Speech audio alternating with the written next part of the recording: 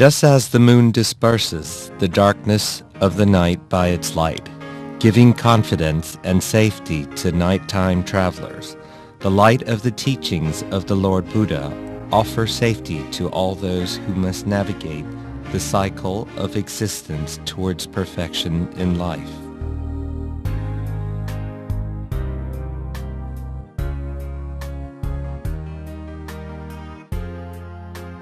On the full moon day of each month, Buddhists throughout the world reflect upon the great compassion of the Lord Buddha in discovering and teaching Dhamma for the benefit of all beings.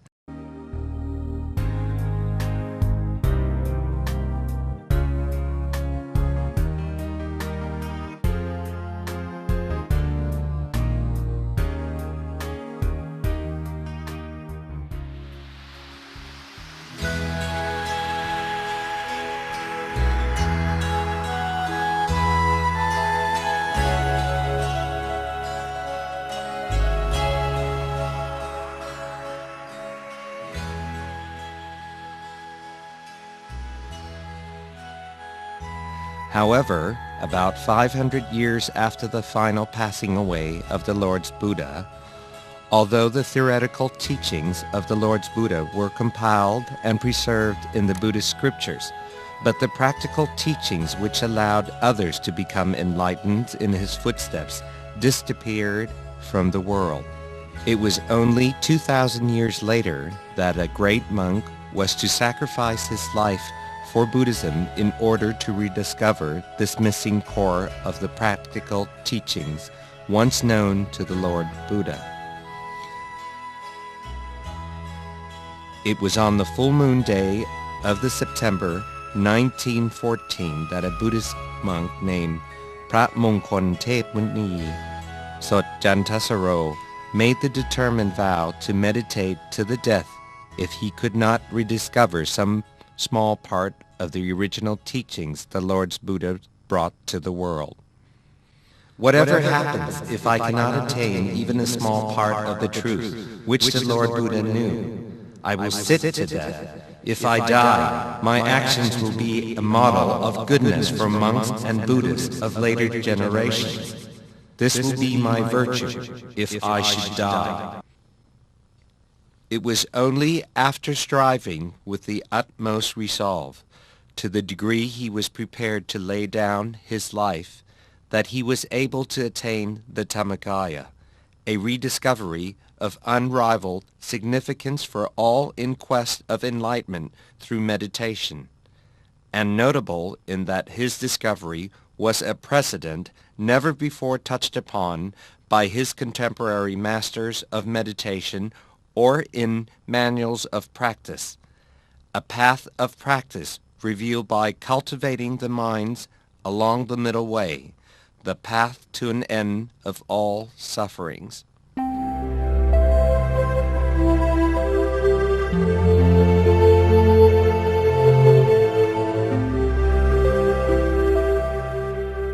Phramongkolthepmuni was born Sot Mek Kao Noi on the 10th of October 1885 in Song Pinong, Suphanburi, Thailand. His family home overlooked the village temple from the opposite bank of the river. His father was called Ngen Mek Kao Noi and his mother Sut Jai. He was the second born of 5 children. His family was in the rice trading business and they shipped rice by barge in Song Pinong and the adjoining districts. He showed intellect, determination, and steadfastness of character from an early age, never resting from any task he had set his mind to until achieving success. He helped his parents from an early age. It was only at the age of 9 that he had the chance to commence his formal education when his uncle became a monk at Song Pinong Temple. Later, he continued his studies at Wat Bang Pla, Bang Lane, Nakhon Pathom until being fully versed in Thai and Khmer languages.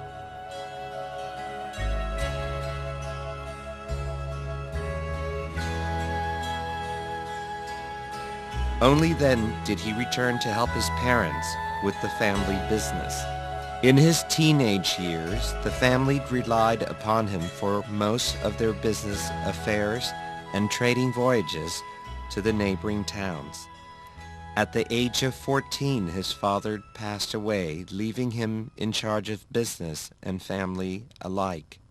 He was able to keep all the work well in hand, despite his tender years, and was well accepted by his crews because of his sincerity, wisdom, and compassion. Business prospered year by year until his family gained a reputation for its financial standings. One day, returning upstream to Song Pinong, the barge empty, but carrying the cash from the rice sale, he encountered dangerous rapids near Nakhon Chai Si. To avoid difficulty in making headway, he took a shortcut through a narrow, pirate-infested creek called Bang Itan. Usually barges would only risk that route in convoys, but that day he found himself alone. Sensing foreboding, he had his crew man the helm, knowing all too well that pirates would attack the helmsman first, thinking him to be the owner. He availed himself of an 8-shot rifle and hid in the bow. However, on further consideration, he felt ashamed of himself, letting others risk their lives in his place, thinking compassionately of his crew. All the crew gets from me for looking after this wretched barge is 10 or 11 baht a month. Why should I let them be the first to die when I'm the one who owns it? If disaster strikes, they should look after their own skins, because they have wives and children dependent on them for the rice in their bellies. That day he was to escape danger, unscathed, but the crisis brought home to him the futility of the household life. He vowed to himself that he would renounce the world life and become a monk as soon as he could guarantee the security of his family for the rest of their lives in his absence.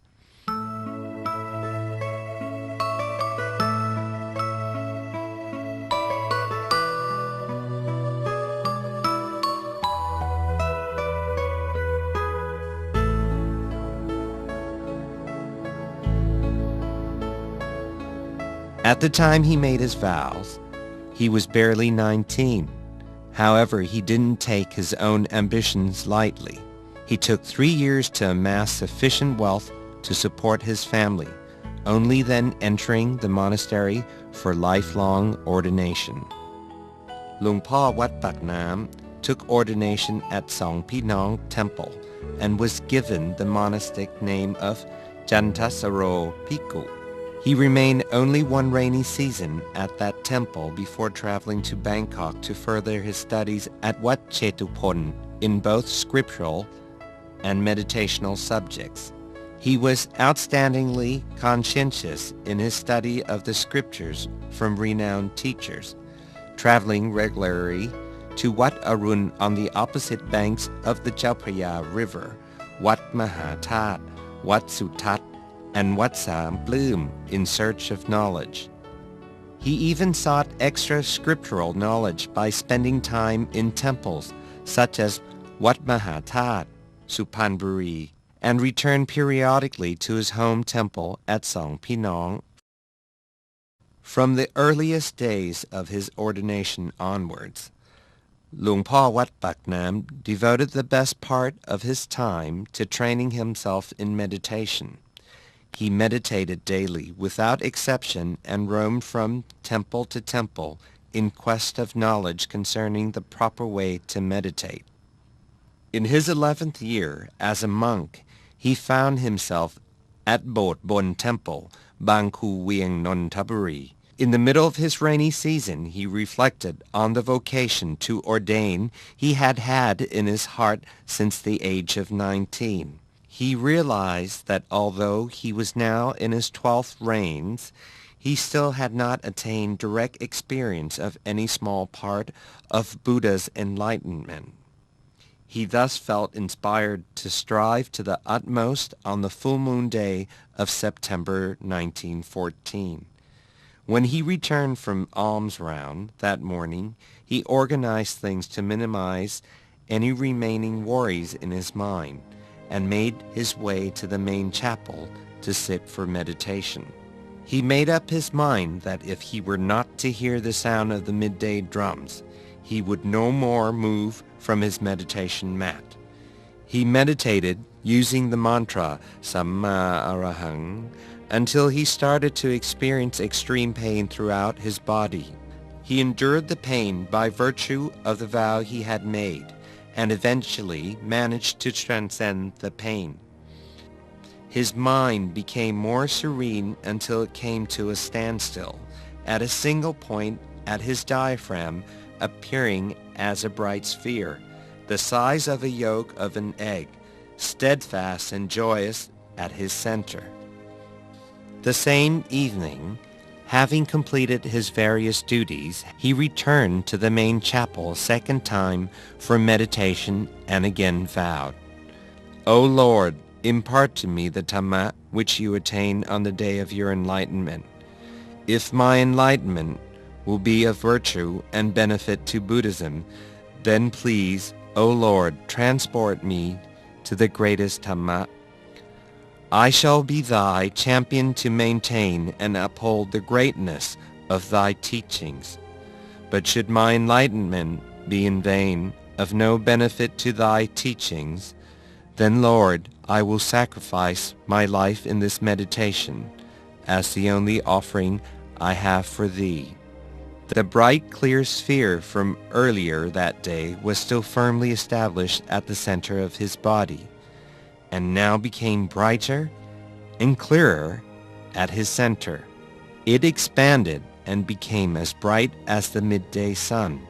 The sound of the ancient words, Majjhima Patipata, or the middle way, were mysteriously to be heard at the center of his body.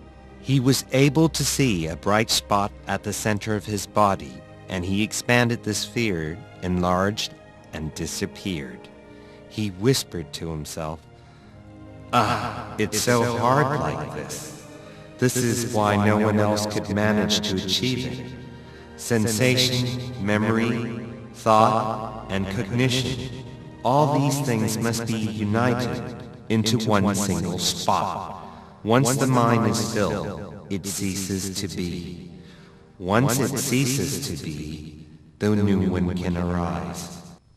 Stopping his mind continuously, he was able to attain Dhammakaya, or body of enlightenment, a body which had an appearance similar to Buddha image with the lotus bud as its topknot, but completely clean and pure like crystal.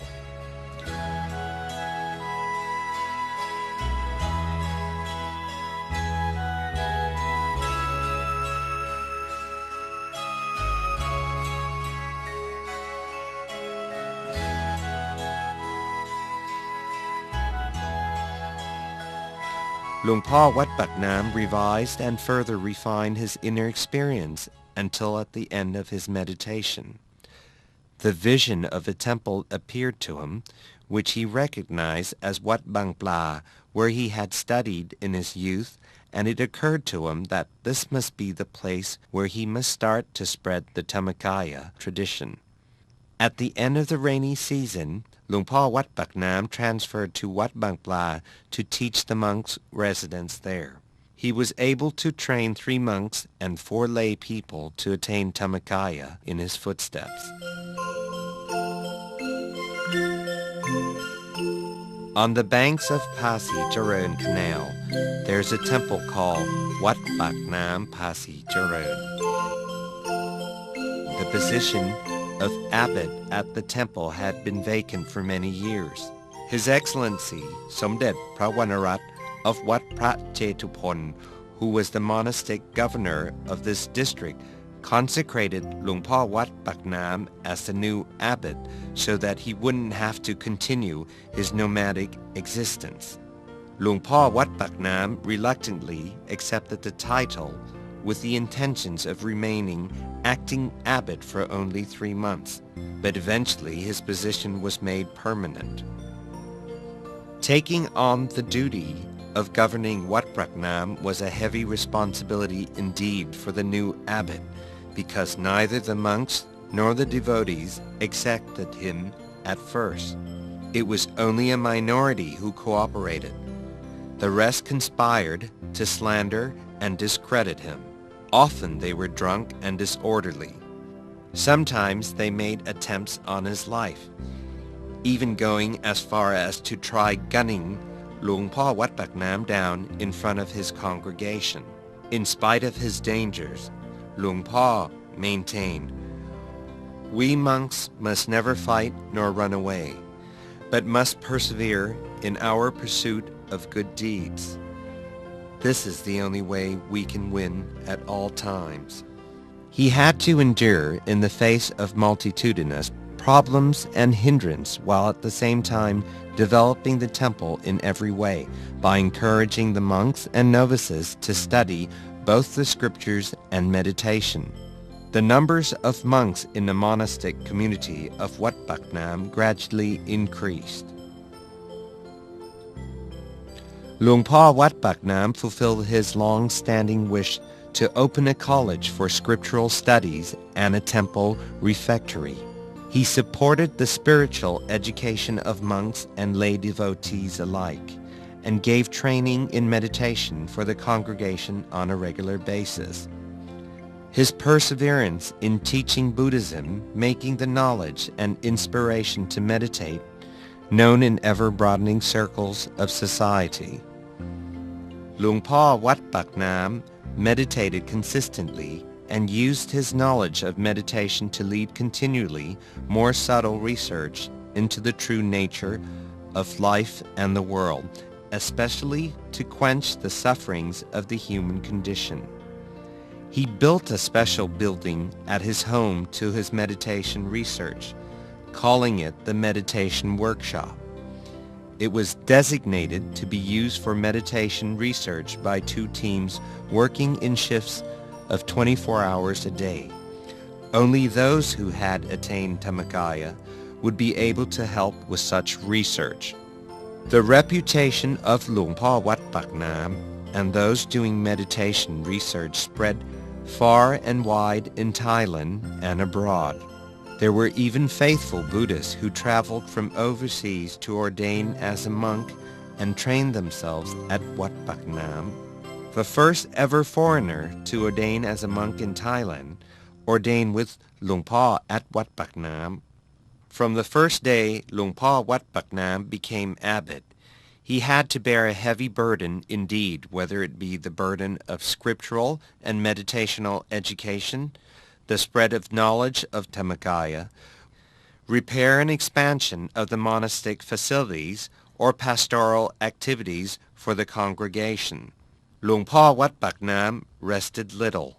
Towards the end of his life, he became fatally ill with hypertension and a hernia. In spite of his illness, he never abandoned his meditation or teaching duties. He exhorted disciples always to continue with their meditations and support of the monastic community. At one time, when he was seriously ill, knowing that he wouldn't live much longer, he confided to his elder sister that he was anxious that there would be no successor to the Dhammakaya tradition. It was a few days later that the anxiety disappeared from his face, and he mentioned that the reason was that a successor had been born in Singburi province. He ordered Kunyai Chan Khanok Yung, the nun most adept amongst his meditators, to remain at Wat Phrak Nam as heir to the Dhammakaya traditions, teaching meditation until the successor came to study with her. He added that he would not recover from his illness, that the medicine he took didn't reach the real illness, because karma intervened to make it ineffective. Luang Por Wat Phrak Nam knew 5 years in advance of his impending death, warning his disciples of the fact. He was to pass away peacefully on 3rd February 1959 at Wat Phrak Nam Pasi Jaron at the age of 74. Even though the light Luang Por Wat Bak Nam shone forth to the world has now extinguished, but the flames of his teachings burns on in the form of the knowledge of Dhammakaya, a legacy of meditation experience which brings insight into the importance in our lives of pursuing perfection and training ourselves to attain Dhammakaya. As such knowledge of inner peace spreads out to the world, it continues to make contribution to the attainment of true peace in the world. Even to this day, the